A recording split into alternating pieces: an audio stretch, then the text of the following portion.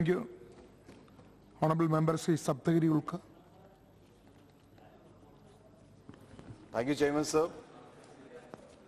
As I stand to speak on the bill, the banning of unregulated deposit schemes 2019, on a high level, we are very fine with the modalities of the bill, and this is a very urgent and urgently required bill, especially I come from Odisha.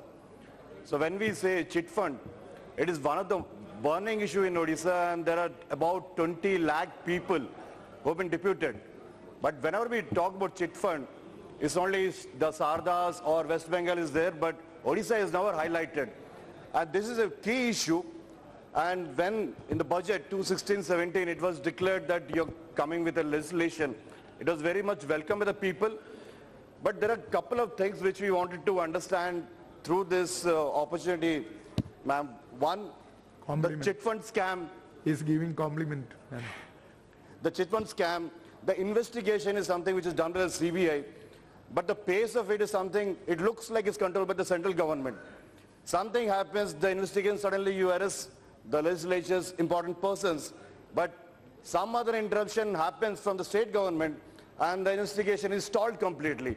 Now for the last 3-4 months, we were thinking maybe, because Modi ji is very much interested in the chit fund scam, he has spoken about it multiple times in election rally. So when you brought the ordinance, that was in Feb 2019, we thought that maybe the investigation will move forward, some people will be arrested, the people who were duped by the investors, they will get back the money. But nothing is happening. So this is something maybe you need to answer, like how exactly the progress is done. And since the bill was introduced long time back, it's gone to the standing committee also. So I won't touch on the bill, but there are some key suggestions which I have, which I would like to take it forward. There's one thing that we'll be providing police officers the power to enter, search and seize without warrant in cases where application for warrant affords the opportunity to conceal evidence or facility for escape. Ma'am, this I think you're giving a lot of power to the police, and because this chit fund, we are talking about the rural areas and everything, maybe the police inspectors, when they go and have such kind of discretionary powers, it will be very easy for them to misuse, and there could be a lot of vendetta things which happens in political rivalries and other aspects. So this can be misused and needs to be reconsidered. Also, the central government has authorized to create a database of all deposit-taking activities. We already spoke about the data protection bill that is still not tabled.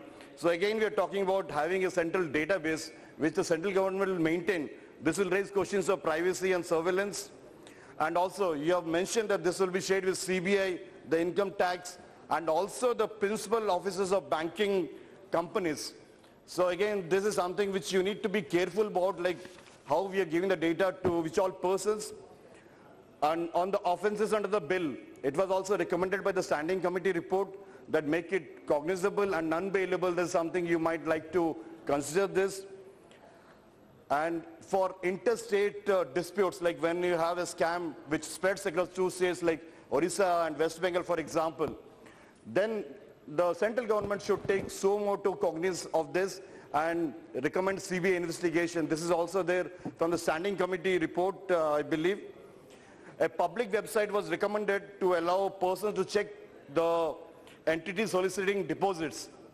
So maybe because we are talking about digital India, we can talk about apps or a facility in the SMS where people can really verify, like if anyone is soliciting deposits, whether it's a genuine case or a case of unregulated thing.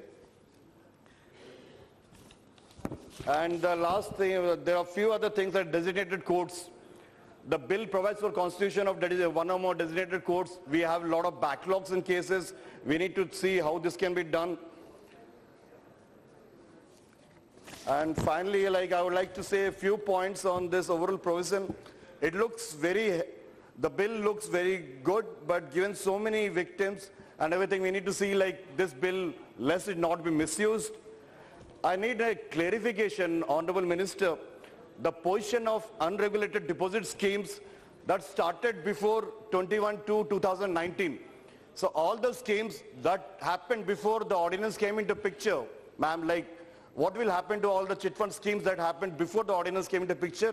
Will you include those schemes in this act?